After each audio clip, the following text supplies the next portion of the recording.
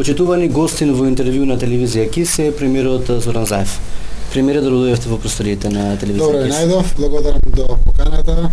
Поздрав до гледачите на целиот овој полошки регион кој што го покривате. Среќен сум што ова е веројатно прва регионална телевизија каде што како премиер гостувам досега само на националните телевизии или 9 кабелските, да кажем, но задоволството е мое заради тоа што ова е еден од поголемите, ако не е еден од најголемите после Скопје региони во Македонија. Така ви благодарам што искажате често кога дојдете. Значи, пред јавноста ќе дискутираме за прашања од локален интерес, меѓутоа и од национален. Хајде првин да започнеме со тие прашања од национален интерес. Тоа е, се надевам ми претпоставувате прашањето за името. Сите очекуваме за еден месец, односно во јуни да се најде решение за името. Дали очекувате вие, дали сте убеден во тоа и дали доколку се спогодите со Грција владата ако најде некое заедничко решение, ќе се најде тоа решение, односно тоа име на референдум, и дали вие како премиери, како влада би прифатиле ерга омнес, на што сите знаеме дека Грција инсистира на тоа. А и тука најверојатно е пречката. Еве вака, јас нема да зборам за деталите, заради тоа што верувам дека сме многу блиско до самиот крај.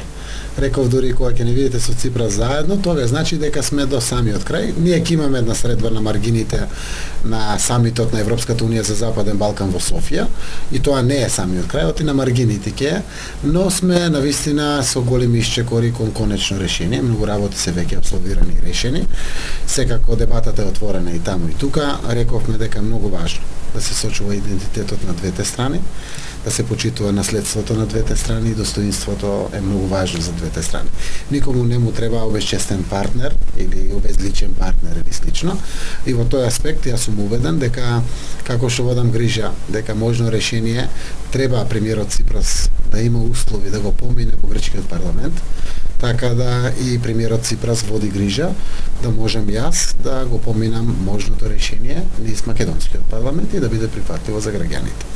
Секако наше ветување дека тоа решение мора да биде потврдено на референдум.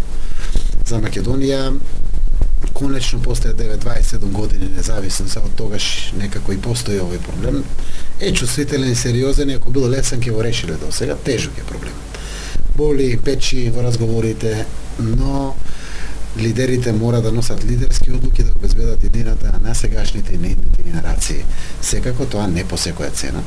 Имајќи го целото тоа во предвид, затоа ќе постои референдумот, затоа јас верувам дека заедно со опозицијата можеме да го направиме тоа, заедно и македонците, и албанците, и србите, и турците, и бошнаците, и власите, сите етнички заедници, заради тоа што е национално прашање, а убеден сум дека така ќе биде и успешен референдумот, кога политичарите ќе застанат заедно со верба дека тоа што се прави добро за Македонија, а истовремено убеден сум дека сите сме свесни дека политичкиот проблем наметнат од Грција со непризнавањето на нашето име не е праведно, не е честно, дека не е фер во најмала рака, но е проблем.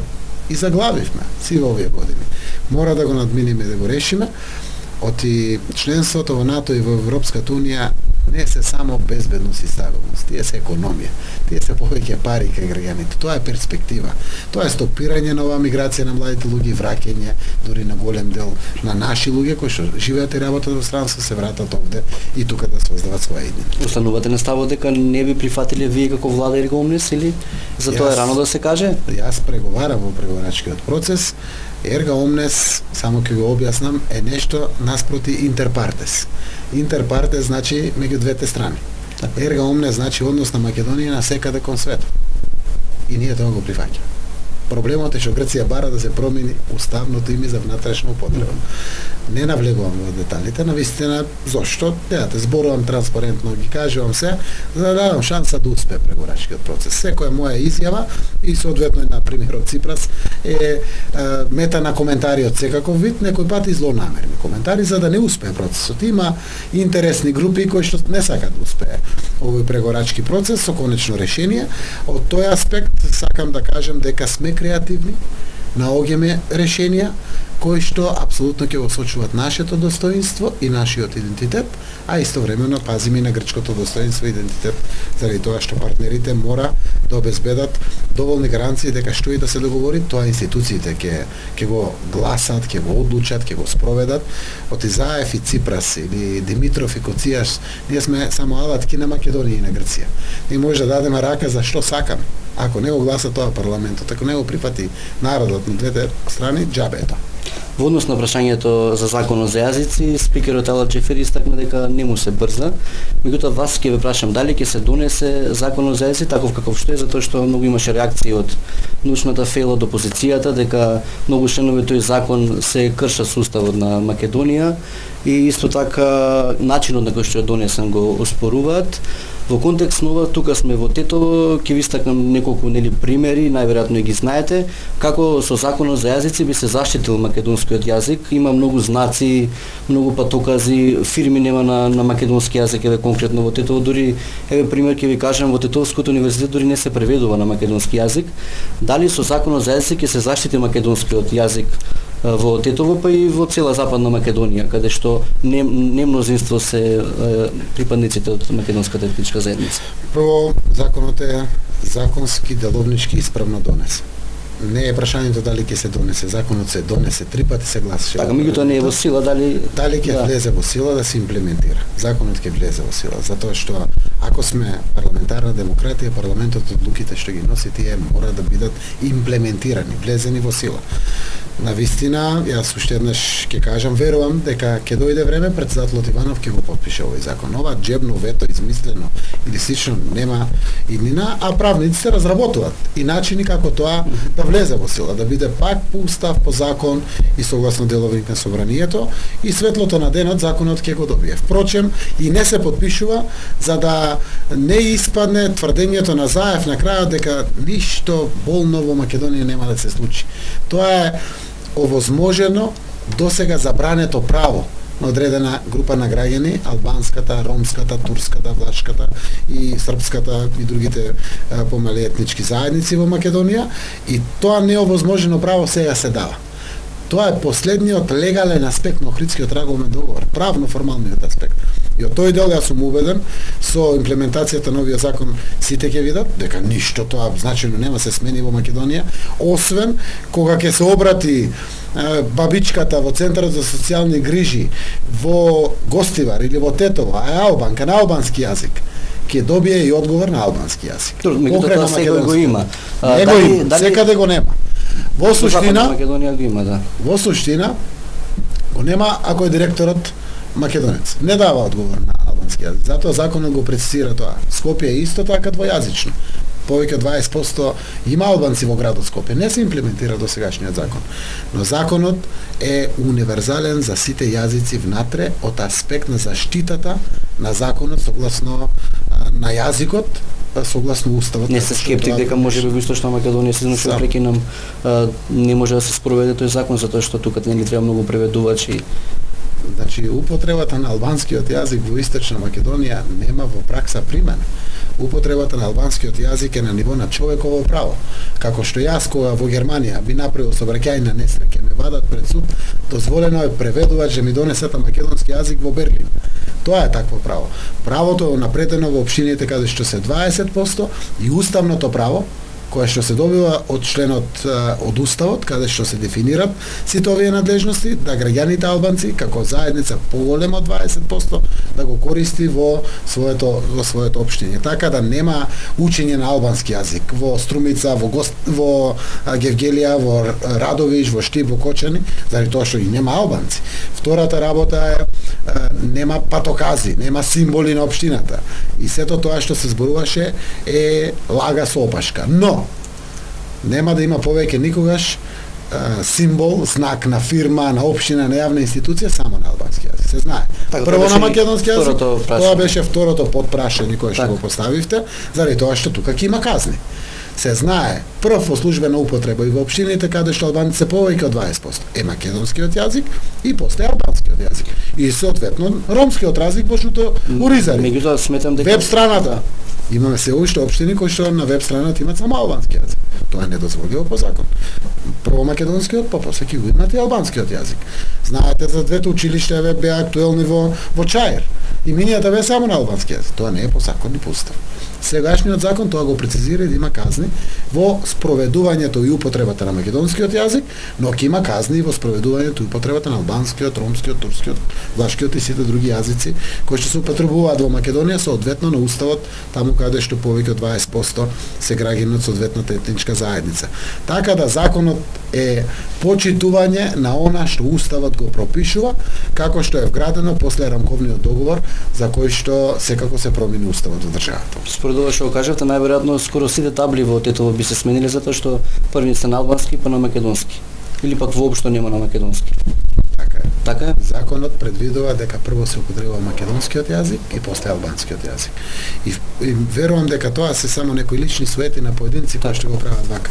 Суштината на символот, на знакот, на јазикот е да информира, да општи. И правото на граѓанинот од албанска националност да има упатство, да општи на албански јазик, не е дали ќе биде тоа прво или второ, тоа е хир. Устав има во Република Македонија и тоа значи прво македонскиот, после албанскиот јазик. Ќе се стави ред и поредок во државата. А со тоа граѓаните ќе си го возможат досега неовозможеното право. Сите. И апсолутно да нема драми. И јас верувам дека некој е исплашен од реализацијата на законот и затоа не се потпишува и се прават и притисоци да не се потпишува, но јас сум убеден дека светлото на денот овој закон ќе го доживее и конечно ќе можеме да ги затвориме од самостојноста на Македонија досега сите предрасуди и поделби што постоеле во Македонија и да се посветиме на образование, на здравство, на инфраструктура, на повеќе пари во секој семејство, на економија, она што живот значи за секој граѓанин. Така. Докаде се рамковните вработувања, основни лица кои што се под рамковен договор? Во јавноста се дадено мислење од кога нели кажавте и вие владата дека ќе се вработат, зошто тие се привилегирани, односно зошто им се возможува да бираат работно место? Не бираат работни места, тие луѓе се распоредени согласно стручноста, тие луѓе имаат заснован работен однос. Меѓутоа може да одбијат ако од агенција за вработување им понудат нешто. Според тоа што се кажа владата. Еве вака да бидеме прецизни. Тоа се луѓе кои што имаат засновано работен однос. Проблемот е што не работеле, не биле распоредени на работни места да работат. Сега се распоредени на работни места да работат. И сите тие луѓе добиваат шанса да се ја сработат честно платата и да им служат на граѓаните кои што плаќајќи ги даноците, тие добиваат плата. Ако одбијат и не им се допаѓа, фала пријатно заминуваат од работа. Ќе дојде друг. Така да имаат право да прифатат, имаат и право да одбијат, како секој кога се вработува. Ако работата не е прифатлива, не одговара на подготвеноста на работа или слично, ќе се бара друг човек. И тука нема дилеми. Суштината е што овие луѓе добиваат предимство заради тоа што имаат работен однос заснован. И конечно треба да бидат распоредени. Распоредени се во сите институции повеќе од 950 луѓе од вкупно 1600 без малку колку што беа. Втора фаза. Во однос на одливот на мозоци, одливот на работната сила, дали имате некој решение, барем тие кои што се заминати во странство, односно тие што се на привремена, да се вратат со некои механизми? Дали вие, нели во една интервју кажавте дека недостасува работна сила во Македонија? Од една страна вкупниот број на невработени во државата е 21,9% од она што е вкупно невработени во Македонија, а во суштина приватниот сектор бара работна сила, има недостаток на работна сила, дел од бизнисите не можат да се напредуваат заради тоа што има недостаток прво сеопшто на работна сила, а после на стручно квалификована сила. Значи не може да се најдат архитекти, информатичари, дел дури во јавните дејности нема математичари, географичари или слично. Тоа само по себе е горчлив податок дека голем дел од луѓето не заминуваат и еден дел се водат како невработени, а во суштина и не барат работа. Конечно решение нова работа има ако навистина донесеме живот во Македонија од економски аспект. Што значи тоа? Да го постигнеме таргетот кој што го ветивме. Просечна плата во Македонија од 500 евра, огромен број на инвестиции странски и домашни, кои што покрај ваквото побарување на работна сила ќе го отворат механизмот да дадат малку повеќе парички, да привлечат луѓе кои што ќе бидат посветени 8 сата дневно на работа за посоодветни плати. Ако се дава плата 250 евра, ќе може да одигне тоа на 300 евра, или ако била 300, на 350 евра, за да привлечат луѓе за да работат. И тоа е така, тоа е завод кој што треба да го прелапиме, тоа е механизмот кој што се случува владата, тоа го помага.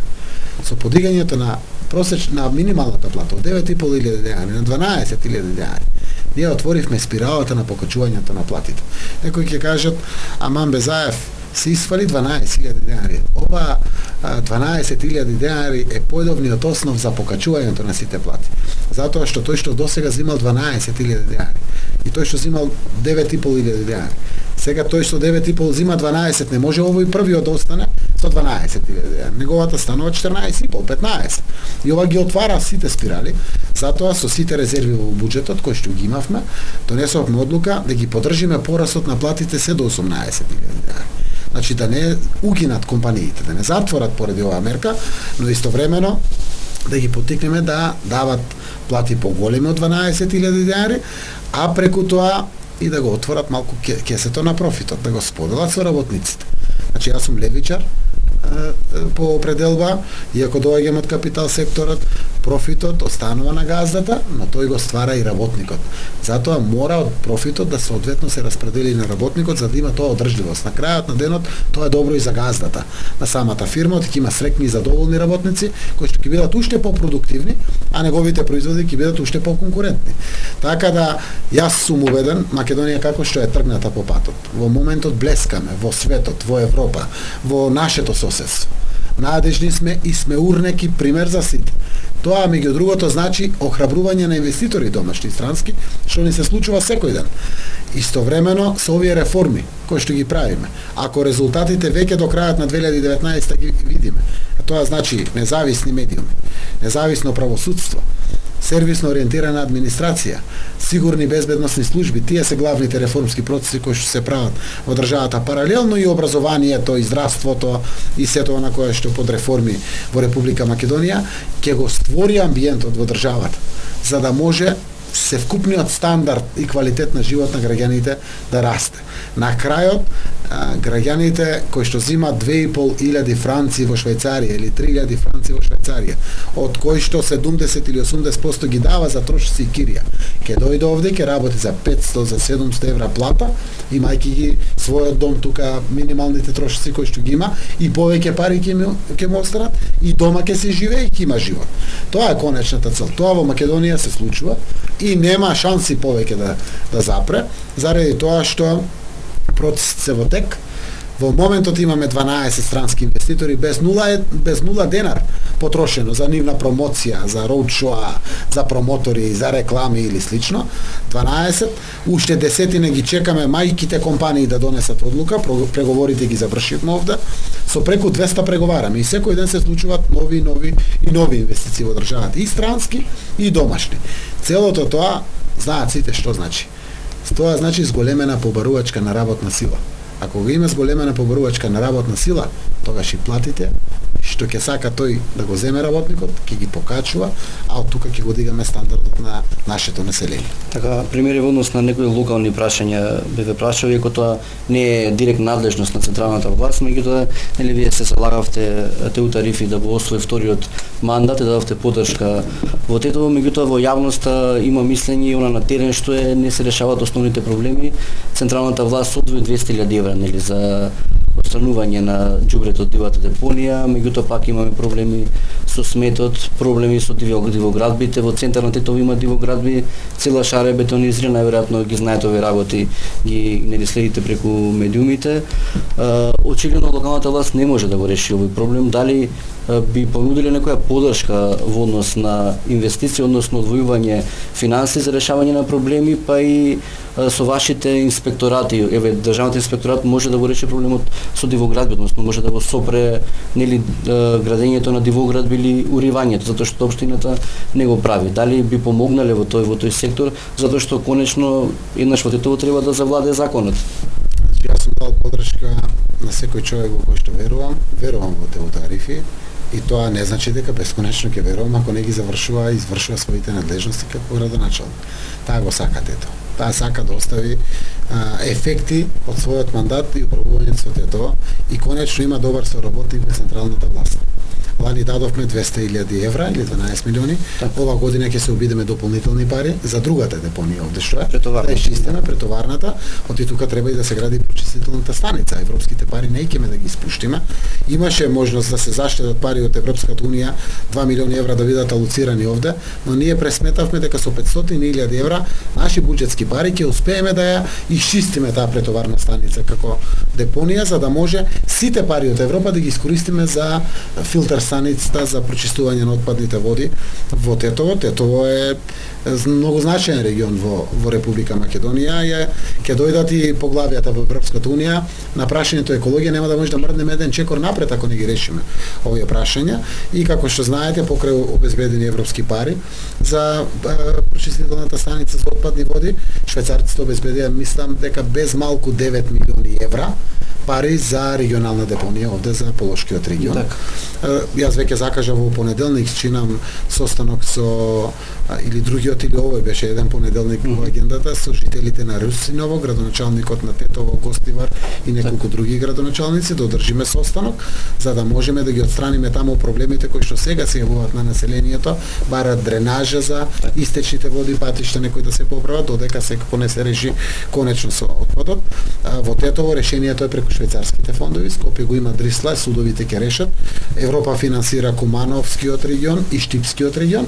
Остануваат другите 4 региони кои што бараме да се пренесе надлежноста на државата и да влеземе во јавни концесии и јавни приватни партнерства. Македонија оваа година јас верувам дека ќе почне постапки за изградба на регионални санитарни депонии, кои што и како се многу важни прво за граѓаните, за здравието нивно, а секако и за нашите пристапни преговори со Европската унија. Во делот на државниот градежен инспекторат апелирам кон граѓаните кои ќе се обратат до општината. Ако општината не дејствува за нова дивоградба која што се гради, да го приведат тоа кај државниот градежен инспекторат, јас сум гарантот дека тоа ќе го реализираме и ќе го срушиме. Македонија има донесен закон за легализација. Законот за легализација даде шанса на сите што до 2011 март месец изградиле дивоградба тоа да го направат. И од тогаш наваму во законот стои кривична одговорност секој што ќе гради на диво. Ако не постапи инспекторот на локалната самоуправа да го сруши диво изградениот објект, тој одговара кривично за оваа работа. Еднаш мора да застанеме со. Таа меѓутоа преку медиумите државниот градежен инспекторат знае дека има премногу дивоградби, дури општината вели тие се дивоградби, меѓутоа немаме асистенција од полицијата, се правда со слични работи, немаме фирма за уривање и слично. Најверојатно подобрен глас би требало градежниот инспекторат. Една работа треба да знаат сите. Министерството за образование ги одземе надлежноста на Гостивар, ги го одземеме надлежноста на Тетово, окото нема да ми трепне или на Струмица или на било кој град, ако не го спроведува законот. Законот во Македонија мора да владее. Законот мора да биде еднаков за сите. Како јас да платам за изградба на мојата куќа комплет комунали со проекти одобрение за градба, кога го гледам тој до мене дека гради дивоградба без комунали, без ништо на диво, надвор од план или слично.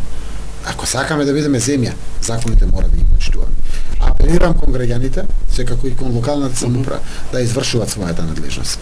Секако имаме и започнати градби измеѓу период. Ние размислуваме да им дадеме шанса со добивање за одобрение за градба, но треба да знаат тие граѓани кои што тоа го направиле, оти не можеле да легализират или пропуштиле рокови или не знам што се случило, а сепак е согласно план градена по генералниот план на Тетово.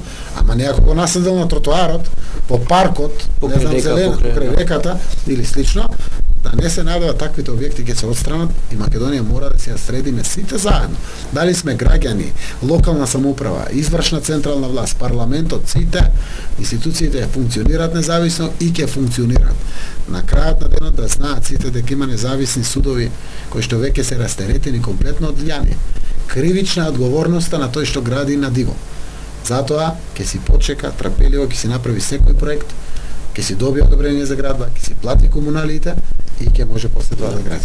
Во интерес на времето на јавноста, тоа е едно прашање да ви поставам, се сочува со голем сообраќајен хаос, најверојатно го забележате тука во градот. Градот се користи како транзит, значи оние кои што одат до Косово мора да поминат листетовите и кои што одат кон Скопје и Гостивар. Има направено проект за обиколница која што е неколку километри од Желино кон Порој, меѓутоа поради недостиг на пари, знаете во каква состојба се општините, не може таа да се реализира. Дали би можеле како централна власт да одвоите пари за обиколница која што би решила голем проблем од хаосот во градот? Во вторникот на владина седница веќе донесовме заклучоци и задолживме неколку институции да го изготват и одобрат сообраќајното решение кое што представува клучка за исклучување на влезот во ТЕТО од десната страна. Така. Посебно да ги олабавиме сите оние камиони кои што досега поминуваат низ центарот во ТЕТО. Веќе во понеделникот донесовме ваков заклучок, во вторникот на влада. Минатата седница или во понеделникот беше одржав состанок со градоначалничката, шефот на кабинетот, службите, каде што дефиниравме неколку важни работи за ТЕТО, но една од тие важни работи е растеретувањето од сообраќајот од тешките товарни возила, но многу често имаме и сообраќајни метежи и од лесните возила, значи од колите. Голем дел од граѓаните патуваат према тој дел, од селата, некои одат и према Косово или слично. Јас верувам дека со ваквото исклучување ќе најдеме решение, а трајното решение обиколницата. Се надевам ќе имаме комплетна проектна документација, не штедам пари дури и за кредити кога се работи за патишта или прагматични потребни работи, само да има проектни документации, ние ќе продолжиме со нивното финансирање. Знаете дека веќе во програмата е влезено на Министерство за образование реконструкцијата на средното училиште овде во ТЕТО, директно преку ТАВ влегуваме во изградбата на основното училиште во Мала Речица, тоа се два образовни објекти кои што се градат. Апликацијата која што ги добиваме со проектите за детска градинка е веќе коригирана, ќе имаме и детска градинка која што ќе инвестираме овде во ТЕТО во мултиетнички мешани средини и за македончиња и за албанчиња и за ромчиња деца се сите, да има поголеми капацитети, но истовремено ги чекаме и проектите за канализации и водоводи во населените места, со сите овие проекти кои што ги спроведуваме.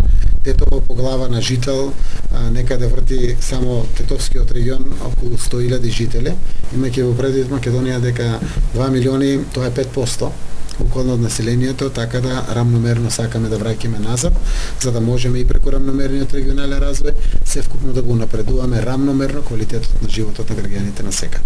Така, во однос на Југохром би ве прашал, нели најавте мај, јуни најверојатно Југохром ќе се рестартира, тоа не се случи затоа што нели заглавија во однос на изградбата на филтер станицата од синдикатот најавија дека ќе протестираат пред владата доколку не ги примите и не прифатите тоа што ни го бараат. Тие бараат најверојатно финансиска помош за изградба на филтер станицата, меѓутоа и ваше посредување, односно посредување на владата за давање на поголеми кредити од банката за да може да исплатат фирмата која што ја гради филтер станицата. Дали ќе ги примите? Секако да ги примиме, секој пат сме транспарентни и во владата ги примаме сите. Секогаш кога можем јас, кога не можем веднаш другите министри подпредседатели на влада. И може да ги прифатите овие две барања? Знаете дека имавме дури и гаранции во налози во се дадено страна на собственикот на фирмата. Ние сме секој пат флексибилни да ги најдеме начините, но треба да знаат и работниците, и еколошките здруженија, и газдата дека фабриката може да работи само со филтрите, заради тоа што пред се здравието и на работниците, па после и на сите други во целиот тетовски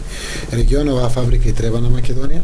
Една од причините за несилното јакнење на бруто домашниот производ е и неработењето на Југохром. Ние сакаме да работиме во Фени, го вративме честно, чекор по чекор, транспарентно. До сега преку 50 милиони евра нови пари се влезени од новиот купувач, ќе дојде до 67-8 милиони евра, ќе бидат исплатени сите обврски. Фени ќе работи во полн капацитет. Таков сличен гигант во Македонија е Југохром, но тоа секако да се знае дека правилата на игра се тие. Јас сум на располагање, не можам со буџетските пари како на пари од татко ми, тоа се народни пари. Сето тоа што е дозволиво по закон и владата може да го направи согласно закон, ние ќе го направиме. Ние постоиме заради граѓаните, ние го слушаме нивниот глас и така ќе постапуваме. Јас верувам дека во многу скоро време ќе се видам со синдикатот од Југохром и договориме чекорите кои што видене треба да се направат. Имавте средба со премиерот на Косово, зашто разговаравте? Јаглен за ослови, да земеме, да дадеме газ преку новиот гасовод кој што се гради и приклучокот од Грција преку ТАВ. Знаете дека Македонија веќе склучи договори. Има цевка, не знам колку граѓани ја знаат, која што од Скопје преку Македонија поминува на границата и оди во Косово, која што не е во употреба. Нивните математики покажуваат дека овој газ трајно го обезбедува Косово, дури е покомпетентен од она што го добиваат од Албанија. Како газ и можноста да добиваат од Албанија, но Косово е за нас еден редок ресурс кој што може да ни даде јаглен или лигнит за осломе. Ние сме спремни да инвестираме сериозни пари, еколошки и капацитетни за за Осломеј ја чини Македонија 16 милиони евра секоја година, а има продукција на струја 2 месеци, 2,5. Сакаме да работи во полн капацитет, да го покриеме голем дел од она што е недостаток на производство на струја во Македонија преку Осломеј, а Косово е најблиската дестинација од јагленот е ефтин и не трпи многу транспорт, па ќе можеме да договориме со премиерот Харидинај. Тие ни беа двете теми каде што во релаксирана атмосфера ќе се обидеме тоа да го решиме. Паралелно решивме како да го бајпасираме блокирањето на патот према Качани, каде што одат нашите граѓани, со нов граничен премин кај Глобочица или Јежинце, да може го отвориме комплетно, за да може да слободниот проток на стоки функционира, затоа што интерес е на двете земји. Нашиот интерес е секако важен и голем. Ние сме со значаен процент во извоз повеќе во Косово. Тие може тоа да го надокнадат ако не испорачуваат јаглен и верувам дека ќе ги направат сега математиките, да може да функционира целиот промет, но и да испорачуваат јаглен за Македонија. Нас ни треба некој 1,74 метри кубни јаглен кој што треба да стига само за Осломеј. Тоа се некој 0,7% од бруто домашниот производ на државата, ќе има стабилност за работниците кои што работат во Осломеј, ќе има секако децениски перспективи пред себе кои што ќе ги отвориме и една од стратегиските цели на Македонија во функција на енергетиката е токму тоа. Така, премиери, ви благодарам што бевте гости во телевизија КИС. Ако сакате нешто да додадете, да апелирате пред титовската јавност, повелете. Ево, вака јас ќе кажам до граѓаните кои што веројатно внимателно ја следат работењето на оваа влада и незиното работење. Македонија е веќе многу поразлична земја од тоа што беше пред 11 месеци. Оваа влада 11 месеци ја доби честа и одговорноста да ја води државата. Македонија е надежна земја, а беше заробена земја. Македонија е земја на слобода и демократија и повеќе не се шепоти во Македонија од страв. Економскиот развој веќе е видлив кој што тргнува Македонија. Јас се надевам дека до крајот на 2019 ќе го почувствуваат сите граѓани во својот семеен буџет. Тогаш може да кажеме дека имаме успешни економски политики, но истовремено треба да знаат граѓаните дека ова трпение кое што денеска го имате е од драгоцено значење за дигањето на Македонија напред.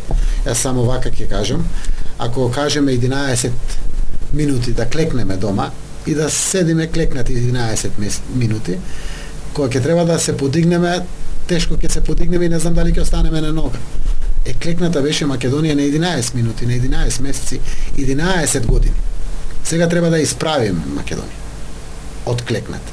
И тоа не се случува преку ноќ. И јас сум убеден дека Македонија е на вистинскиот правец. Ја ставивме на шините. Треба да ја бутнеме и да киниса во исправен правец. Јас сум убеден дека на тој пат сите наши граѓани ќе се гордеат со својата земја и ќе го планираат својот живот овде, дома во Македонија. Ви благодарам уште нешто бевте. Благодарам и поздрав до сите гледачи.